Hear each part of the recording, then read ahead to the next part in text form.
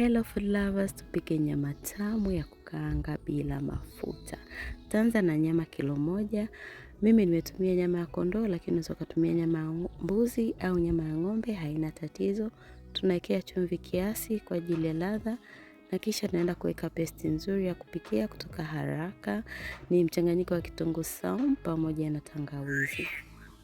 Baada ya hapo tunaanza kuchanganya na kupika nyama yetu kwa yale maji asilia ambayo yako kwenye nyama. Utaikanga mpaka pale ambapo yale maji yatakuwa yamekauka kabisa. Yakisha kauka unaongezea maji kwa ajili ya kuchemshia. Utaweka maji ambayo una uhakika yatatoshea kuchemsha nyama yako mpaka pale ambapo itakuwa imeiva. Utaichemsha mpaka pale ambapo maji yote yatakuwa yamekauka kama hivyo, na unaanza kuikaanga. Kama unahisi ni kavu sana, unaweza kuongeza mafuta kijiko kimoja. Tunaweka paprika pamoja na oregano, alafu tunaweka garam masala pamoja na tandoori masala pia. Utaweka spices kwa kiasi kile ambacho wewe unapendelea kama hivyo, na kisha tunaendelea kuikaanga nyama yetu.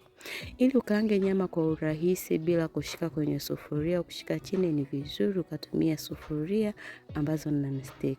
Sufuria non-stick nzuri kabisa unazipata kutoka Real Kitchen, nimemtag kwenye caption. Hapa nimeweka maji kijiko kimoja, unaweza kuweka kijiko kimoja mpaka viwili, ili kuichangamsha nyama yetu na kuifanya spices ziweze kuungika vizuri na nyama. Utapika kwa dakika kama 5 kwa moto wa wastani na inakuwa tayari.